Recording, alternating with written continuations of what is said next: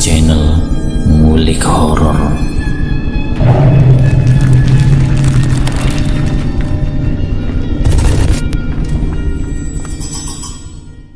Assalamualaikum warahmatullahi wabarakatuh. Kembali lagi di channel Ngulik Horor. Channel ini menceritakan tentang kisah-kisah misteri. Kali ini saya akan membawakan kisah misteri yang diambil dari @payung hitam. Kalian juga dapat mengunjungi tweet beliau langsung ya. Nanti link saya akan sediakan di kolom deskripsinya. Oh ya, di dalam cerita ini nama dan tempat disamarkan semua ya, untuk menjaga privasi pihak yang terlibat di dalamnya. Yuk, daripada kita lama-lama, langsung saja kita simak ceritanya. Bismillahirrahmanirrahim. Kali ini saya akan membawakan kisah misteri yang berjudul Yang Tertanam. Ini pengalamanku yang amit-amit terjadi lagi. Kejadian yang menimpa keluarga kami pada tahun 2004. Waktu aku masih duduk di bangku sekolah dasar. Ngomong-ngomong, namaku adalah Rizal. Aku anak sulung dari 4 bersaudara. Aku tinggal hanya bersama ibu dan kakak kedua dan ketigaku. Karena ayahku sudah lebih dulu meninggalkanku karena penyakit jantung, menyusul kakak pertamaku yang meninggal 2 bulan sebelumnya pada bulan Juni karena sakit kanker darah dan gagal ginjal kronis. Sepeninggalan ayahku pada tahun 2002 itu, ibu mendapatkan tabungan pensiunan yang lumayan besar karena ayahku adalah seorang PNS dengan jabatan yang cukup tinggi. Akhirnya uang tersebut dibuat ibuku merenovasi habis rumah kami yang sudah lapuk dimakan usia. Waktu proses pembangunan itu, ibuku seringkali mengontrol tukang bangunan yang bekerja untuk tahu bagaimana keadaan di lapangan dan apa yang sedang diproses tukang bangunannya. Ada hari di mana waktu rumahku sudah masuk proses finishing. Ibuku sedang mengontrol pembangunan. Ada seorang tetangga kami, wanita tua yang bernama Bi Rumi. Rumahnya di belakang rumah kami. Masuk ke rumah dan menimbrung. Ibuku mengontrol rumah sambil banyak basa-basi dan nanya-nanya banyak hal mengenai biaya, upah kerja tukang, dan lain-lain. Tapi waktu itu ibuku tetap fokus sibuk melihat proses pembangunan. Jadi tidak begitu mempedulikan apa yang dibicarakan Bi Rumi dan apa yang dilakukan Bi Rumi. Beberapa bulan berselang, waktu rumah sudah 95% jadi, kami sudah bisa menempati rumah itu dengan layak. Tapi di sini justru ibu malah sakit-sakitan, sakit yang mendadak parah, muntah limbung sampai tidak bisa beranjak dari kasur. Kami mau membawanya berobat pun sulit karena sampai buat duduk pun rasanya sakit sekali. Akhirnya kabar ibu sakit sudah terdengar di saudara ibu yang terbilang berada. Lalu dipaksalah kami mengantar ibu pergi ke rumah sakit dan dokter spesialis penyakit dalam terkenal di kotaku. Setelah diperiksa, menurut medis ibuku didiagnosa mengidap MAH kronis. Ibu akhirnya mengambil berobat jalan dengan cara kami urus sendiri di rumah. Tapi setelah beberapa kali berobat, ibuku bukan membaik, justru malah kondisinya semakin buruk. Beberapa kali kami melihat ibu seperti orang yang umurnya tidak akan lama lagi.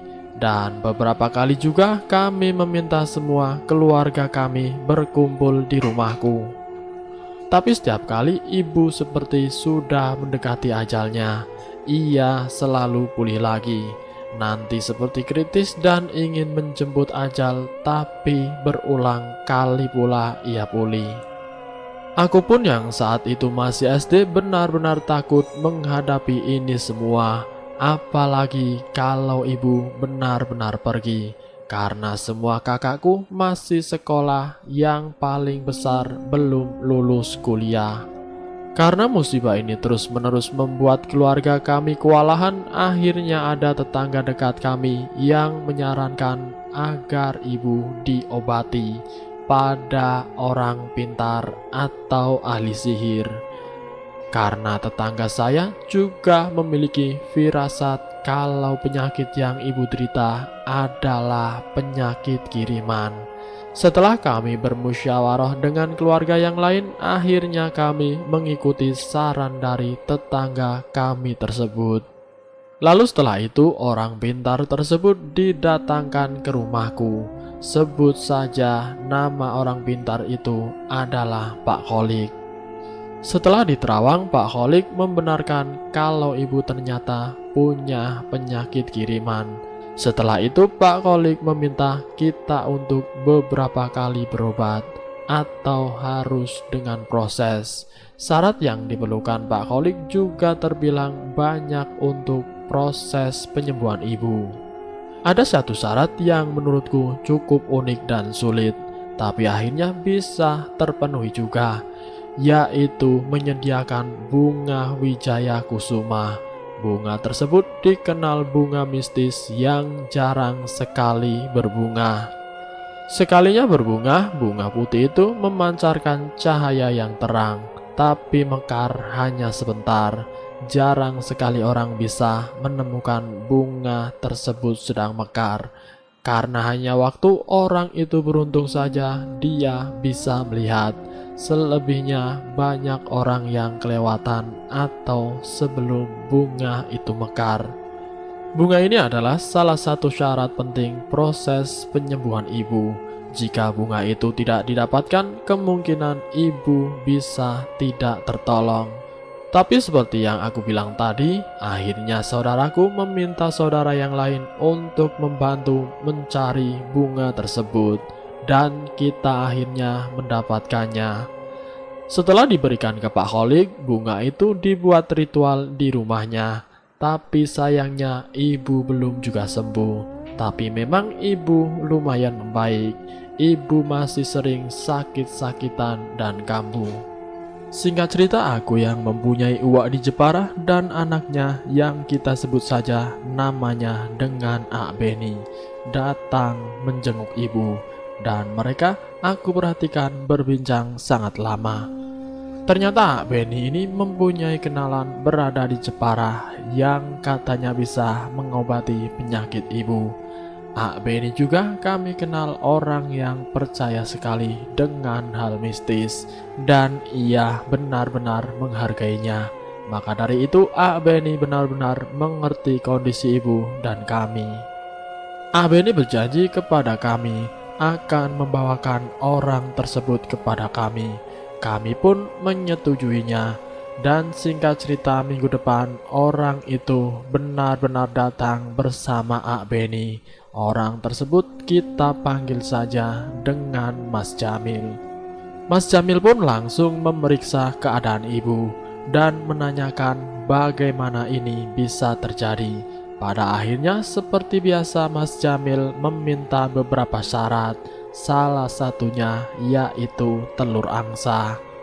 Telur angsa itu nantinya akan ditanam di bawah lantai rumah. Setelah itu besoknya Mas Jamil dan Ak Beni akan kembali meneruskan proses penyembuhan ibu.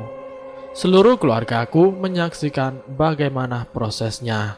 Dan menurut penerawangan Mas Jamil, orang yang mengirim penyakit ini adalah orang yang rumahnya di belakang rumah kami. Ciri-ciri orang yang mengirim sihir ini yaitu perempuan parubaya. Apa benar ada ahli sihir di belakang rumah ini? Tanya Mas Jamil memastikan. Kami pun semua mengangguk. Ya, orang yang kami maksud adalah Mbik Rumi. Mbik Rumi ini menurut ibuku adalah salah satu orang yang mempunyai ilmu hitam dulunya. Mas Jamil pun sebetulnya ingin membalikan sihir kepada pengirimnya, tapi tentu saja dalam persetujuan ibu. Tapi ibu bilang tidak usah, cukup sembuhkan penyakit ibu ini saja rasanya sudah bersyukur. Mas Jamil menimpali, menurutnya sihir ini jika tidak dikirim balik bakalan berbahaya karena akan menyerang keluarga kami.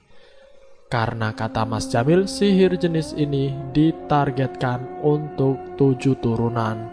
Proses selanjutnya yaitu Ak Beni menanam telur angsa yang kemarin diminta jadi sebuah syarat di dekat kamar mandi. Setelah menanam telur itu, Mas Jamil bilang prosesnya sudah selesai dan hanya tinggal menunggu ibu sembuh secara bertahap. 2 hari setelah proses itu ada kabar bahwa Mbik Rumi meninggal. Kami para tetangganya semua tidak tahu kenapa. Ia meninggal di dalam kamar rumahnya ditemukan oleh anaknya sendiri. Singkatnya perlahan pula ibuku mulai membaik, semakin sehat seperti sedia kala. Di situ ibu bercerita bahwa malam sebelum Mbik Rumi meninggal, ibuku bermimpi didatangi Mbik Rumi yang keadaannya sangat berantakan. Belum lagi tubuhnya penuh luka seperti bekas bertarung atau diserang habis-habisan. Di situ juga Mbik Rumi seolah menyodorkan tangannya seperti mengajak bersalaman kepada ibuku. Tapi ibu cuma diam saja tanpa menyambut jabat tangannya. Akhirnya Mbik Rumi berlalu pergi begitu saja pulang ke rumahnya. Sampai saat ini ibuku tidak mengerti sama sekali mengapa Mbik Rumi mengirimkan ilmu hitam itu kepada kami. Dan ibu menerka-nerka sepertinya kejadian ini berawal waktu ibu mengontrol rumah yang sudah aku ceritakan di awal.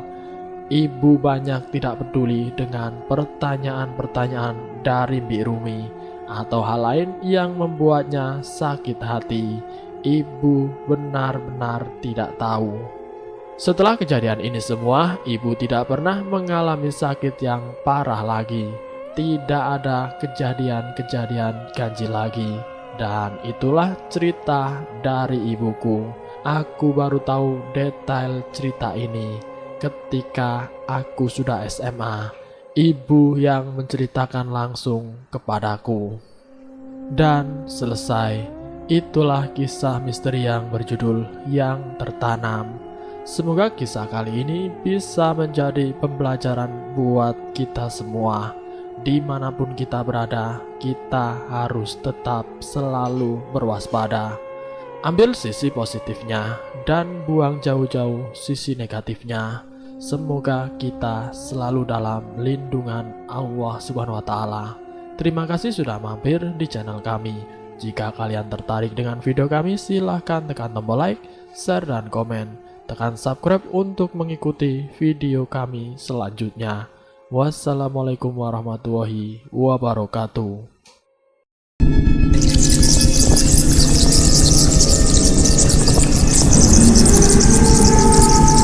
Selamat datang di channel Ngulik Horor.